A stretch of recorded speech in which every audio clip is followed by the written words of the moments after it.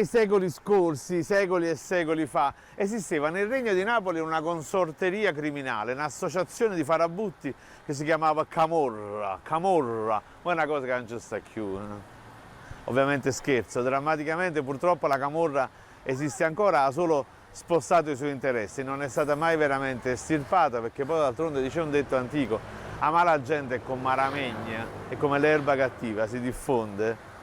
I camurristi, i delinquenti, i galiot, che è da galeotto, i malandrini, i malapelle, o malommo, o mamma santissima, tutti sinonimi di questa gentaglia che ha distrutto poi alla fine il nostro popolo, che ha deciso di campare come un parassita, sì, sulle spalle nostre.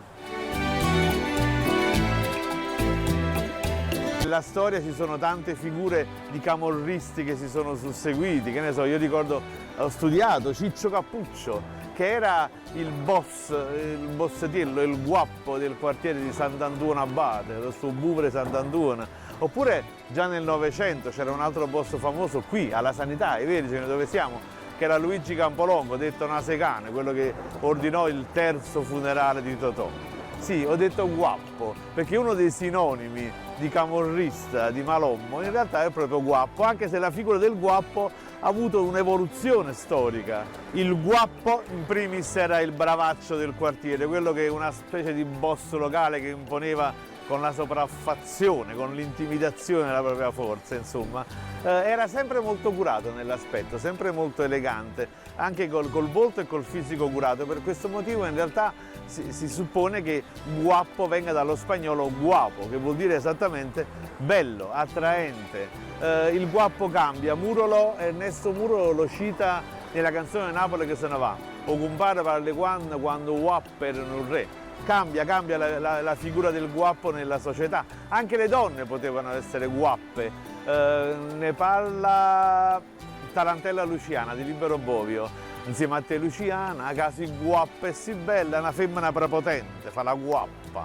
In seguito il guappo venne fagocitato e poi confuso nella stessa camorra. Oggi, in senso più ampio, il guappo è semplicemente lo spaccone, quello che si atteggia presuntuoso, ma molto spesso è un guappe cartone, cioè non c'ha nemmeno i requisiti per poter fare il guappo. Oggi è semplicemente una figura ridicola, che ne so, è il prepotente che si prende gioco dei coetanei, quello che fa il bullo, che fa guappa, che fa un zist. In realtà fa o Allan Coppa Munnez, il gallo sulla spazzatura. Una figura evoluta di guappo era quella che ci riporta Edoardo De Filippo nella commedia Il sindaco del quartiere Sanità, il guappo che manteneva la pace di quartiere, chi le non positive, chi le non me ciapp. La ciappa era il bottone, insomma la borchia d'argento che chiudeva l'abito elegante di chi apparteneva a una consorteria, spesso criminale. Ecco perché chi le non me ciapp.